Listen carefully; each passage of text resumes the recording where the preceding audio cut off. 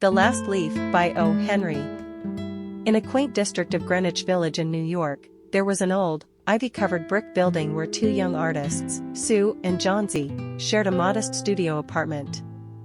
The two women, both aspiring painters, had become fast friends after meeting at a restaurant where they both dined. As autumn turned into winter, the chilly weather brought with it a wave of pneumonia, which began to take its toll on the residents of the village. Johnsy, unfortunately, was one of its victims. The illness left her weak and bedridden, sapping her strength and spirit. Despite Sue's constant care and encouragement, Johnsy grew increasingly despondent. Johnsy spent her days lying in bed, staring out the window at an old ivy vine clinging to the brick wall of the adjacent building. The vine had been shedding its leaves one by one as the cold wind blew. Johnsy, in her weakened state, began to fixate on the idea that she would die when the last leaf fell from the vine.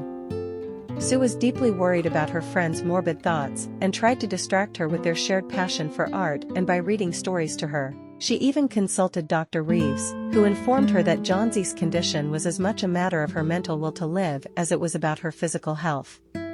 The doctor emphasized that Johnsy needed something to inspire hope.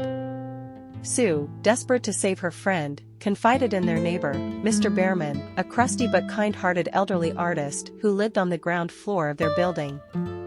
Mr. Behrman was well past his prime, having never achieved the artistic success he had always dreamed of. He often spoke of creating a masterpiece someday, but it remained an unfulfilled aspiration.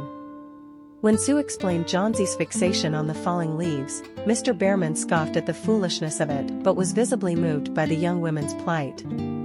That night, as a severe storm raged outside, Mr. Behrman decided to take action. The next morning, after the storm had passed, Johnsy looked out her window and saw that the last leaf was still clinging tenaciously to the vine. Despite the heavy wind and rain, it had not fallen. This sight sparked a glimmer of hope in her heart. Day after day, the leaf remained, and gradually, Johnsy's will to live returned. She began to eat more, regain her strength, and take an interest in life again. Sue was overjoyed to see her friend's recovery but worried about Mr. Behrman, who had caught a severe chill during the storm. He had been found soaked and shivering in his apartment, and his condition quickly worsened.